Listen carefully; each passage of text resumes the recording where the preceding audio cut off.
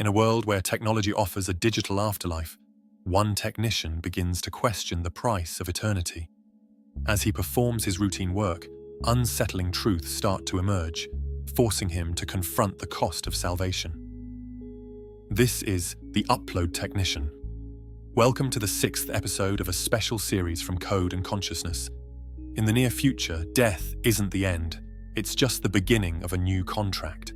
This is the Afterlife Trap, where the afterlife is digital and your soul comes with a subscription. These are the stories of those who entered and those who want out. Wesley hovered outside room 214, the hush of the hospice corridor pressing in on him. The ceiling lights hummed softly, almost too softly, highlighting how strange his job could be. He was an upload technician for Eternity Inc., responsible for guiding patients' final moments from a failing body to a digital afterlife. People called it salvation. Wesley had come to fear it was something else entirely. He glanced at his tablet. Michael Nolan, age 33, comatose after a severe fall at his warehouse job. Complications from an MRSA infection meant his body was shutting down. The doctors said he wouldn't survive the week. Another life measured in hours and data points, Wesley thought grimly, stepping into the room. A man lay in the hospital bed, his once muscular frame reduced to pallor and bandages. Standing beside him was a woman in her 30s, eyes rimmed red with worry. Hello, Wesley said gently. I'm Wesley. I'll be overseeing Michael's upload procedure. She managed a small, trembling smile. I'm Rachel Nolan, his sister. Her voice wavered as she looked at her brother's limp form. Our parents can't watch him like this. He was so strong, always outdoors, always working with his hands. Wesley nodded, stepping around the IV poles. I'm sorry, I know this is tough. Rachel exhaled shakily. The doctor said he'll never wake up. And now the infection. She pressed her lips together. Eternity Inc. told me he'd have a second chance in their virtual afterlife. Maybe that's better than this. Wesley mustered his professional calm. It's painless. We'll sedate him further, map his consciousness, then transfer his neural data to the forever program servers. Rachel bit her lip. He deserves something better than just dying like this. Let's do it. Before administering the upload, Wesley headed to the facility's cramped control room, a space lit by flickering LEDs and lined with server racks. He tapped through a series of screens, preparing the sedation protocols for Michael. A side monitor caught his eye, displaying a queue of recent uploads. Among them, a few entries glowed red with a label: account erased, payment default. His stomach twisted. He'd heard rumors. If a family couldn't keep up with Eternity's mounting subscription fees, their loved one's digital existence was deleted. A second death. Officially, it was policy for inactive accounts. But seeing the word erased in bold brought home the cruelty of it. Staring at the wall again, Wes? Came a tired voice. Elise, his supervisor, leaned against the doorframe. She was a tall woman, her eyes shadowed by too many double shifts. I just saw 3 erased accounts, He said. Did they have no one paying for them? Elise stepped closer. It happens sometimes. Families get a year to say their goodbyes. Residents get to make peace on their terms. Death used to be final, but it doesn't have to be final anymore. Of course, some people aren't ready to go even after their free trial. She eyed him. Don't dwell on it. Our job's just to do the uploads. Wesley's grip on the console tightened. So we give people this hope, and if they can't pay... Corporate sets the policies, and we need to earn money to be able to provide this service. Elise's tone was brisk. Look, I know it's hard, but we don't control the business model. We only manage the procedure. He wanted to argue, to shout that the price structures were exploitative, but the memory of colleagues who'd been fired for negativity kept him silent. Instead, he diverted his eyes to another data panel. Neural mapping in progress.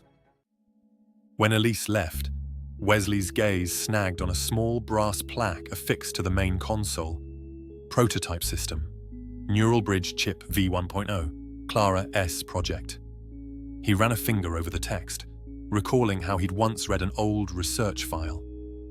Clara was the first ever to have her consciousness bridged to a computer years ago, long before Eternity Inc. had perfected the Forever program. She'd fallen off a horse, ended up comatose like Michael, and became a human test subject for the rudimentary neural bridge chip. The logs said she couldn't cope, begging to have the chip shut off after only days in that digital limbo. Her short-lived trial, however, gave Eternity's scientists the insight to build what they had now. Clara fell, Michael fell. Wesley rubbed his temples.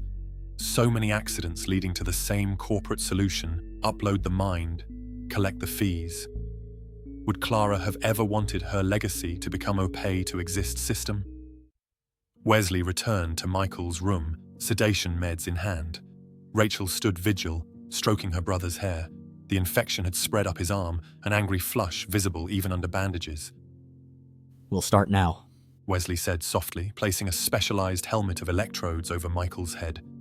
He won't feel a thing. Rachel took a shaky breath, stepping back. Thank you. The sedation drip hissed into the IV line. Michael's vital signs dipped into a deeper wave, his already comatose brain sinking further under. Wesley tapped a code on his tablet, and the console by the bed emitted a quiet hum. Graphs of neural activity flickered. Neural transfer initiating, the screen read. Streams of code scrolled across Wesley's monitor, every bar representing the intangible sum of Michael's being, memories, personality, instincts, converted into data. In a corner of his mind, Wesley pictured Clara's last conscious moments, how terrifying it must have been to awaken in an alien digital realm. Minutes later, Michael's physical vitals flatlined. The hum quieted to a near silence. Rachel gasped, tears spilling down her cheeks. He's gone. She choked. That's it? Yes. Wesley replied gently. Physically, yes. But the afterlife environment will be booting up his mind soon. It may take a while to stabilize. You'll be able to visit him through our VR system, once they finalize his account. Rachel swiped at her tears. He would have hated being trapped in a broken body. If he can be free, even digitally, we'll do whatever it takes to keep him there. Including paying indefinite fees, Wesley thought. A pang stabbing his conscience. He won't suffer now, Was all he said, voice subdued. Outside the room, Elise was waiting. She gestured for Wesley to join her by the nurse's station. Everything goes smoothly? She asked. Wesley nodded, but the weight on his chest refused to lift. Elise, I saw a queue of erased accounts earlier. You said it happens more than I think. That's not right. We promise families a reprieve, but then we charge so much they can't sustain it. They lose them again. Doesn't that bother you? Elise's eyes flashed with warning. Watch it. I don't like it either, but corporate's clear. If families don't pay, the server space can't be allocated indefinitely. Emotional cost is not our responsibility. That's from the top. He stared at her, frustration burning. So we're basically lying to them at their most vulnerable moment. Her jaw tightened. We're not lying, just withholding the full truth until they're stable enough to handle it. That's semantics. He snapped. Rachel literally just said her family would do anything to keep Michael alive in there. Do we have to exploit that? Elise crossed her arms. We're technicians, Wesley. Technicians. You want to keep your job, keep your head down. Let corporate handle the big picture ethics. And let them erase people when the money runs dry. Wesley said bitterly. Elise paused, a flicker of sympathy in her gaze.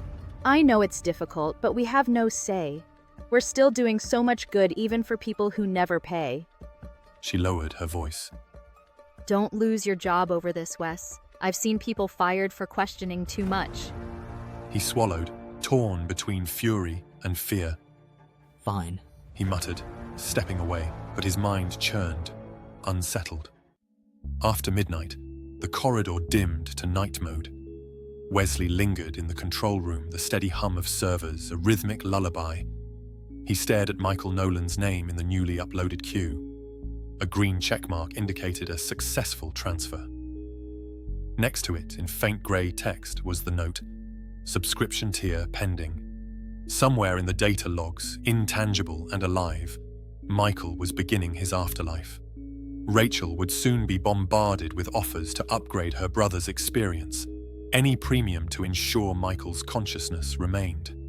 The second she missed a payment, the system would mark non-payment, and Michael's digital existence could vanish like a line of code. Wesley's eyes again fell on the old plaque. Prototype system, Neural Bridge Chip V 1.0, Clara S Project. He ran a finger over the engraved letters.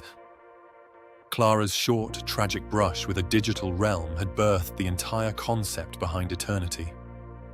Perhaps she'd never dreamt it would lead to a subscription-based existence for the comatose and dying. If she'd known, would she have pleaded to shut it all down for good? He shut his eyes. An image of Michael's bandaged arm flickered in his memory, followed by the heartbreak in Rachel's voice. The hush of the corridor seemed oppressive, like a perpetual reminder that no one else was fighting this system from within. Did he have it in him to push back? For now, he could only log off the system, his heart uneasy. Tomorrow, another family would come in, another final goodbye disguised as salvation. The thought coiled in his chest like a slow-burning fuse. He left the control room, the overhead lights dimming behind him. Far away, servers hummed, bridging life and death. Wesley wondered if, somewhere in that digital sea, Clara's ghost still whispered, warning them all that not every miracle should be sold for a monthly fee. If you'd like to see the next episode of The Afterlife Trap, or would like to support this channel, please don't forget to click the like button and subscribe to get updates as new videos become available. In our next episode, we'll see how the promise of paradise hides a darker reality. Some live in quiet comfort, while others struggle under unseen chains. When the system offers no escape, those trapped must decide. Accept the rules or risk everything for a way out. We hope to see you then.